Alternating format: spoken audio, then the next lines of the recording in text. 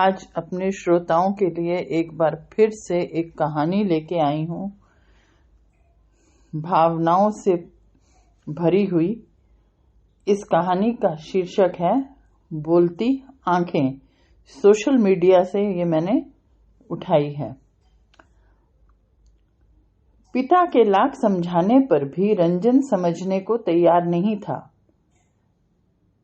बेटा, प्रद्युम्न ईमानदार है, वह तुम्हारा पाई पाई चुका देगा। मैं उसे बचपन से जानता हूँ। लड़की के शादी के बाद हाथ तंग हो ही जाता है। इतना तैश में आकर चाचा की इज्जत लेना ठीक नहीं है। आखिरकार वह तुम्हारा अपना चाचा है, कोई गैर नहीं। और शालू क्या तुम्हारी बहन नहीं है? समझो, बहन की शादी में मदद की है। रंजन: वो तो बारात आने के समय प्रद्युम्न चाचा ने मुझसे कहा कि बेटा, बारात आने वाली है और मेरे पास कुछ पैसे हैं, लेकिन मुझे 50,000 का कर्ज दे दो। शादी के 2-3 महीने में लौटा दूंगा। और अब 1 साल होने को जा रहा है, पर अभी तक उन्होंने पैसे लौटाने का समय नहीं आया है। और आप कहते हैं कि ईमानदार है। आज मैं चाचा के घर जा रहा हूं, तभी समझेंगे इज्जत क्या होती है। पिता समझ गए कि बेटा को समझाना व्यर्थ है, सो वह चुप हो गए। रंजन चाचा के घर जाने को तैयार होने लगा कि ऐन उसी वक्त डोरबेल बजी। ट्रिंग ट्रिंग ट्रिंग। रंजन ने दरवाजा खोला तो सामने अपने प्रद्युम्न चाचा को देखकर हतप्रभ रह गया और झुककर चरण स्पर्श किया। चाचा ने आशीर्वाद दिया और भाई की तरफ इशारा करते हुए कहा, सब ठीक है ना भैया? दोनों भाई गले मिले और फिर कहा, बहुत दिन हो गए, रंजन के पैसे लौटाने थे, सो आज लौटाने चला आया।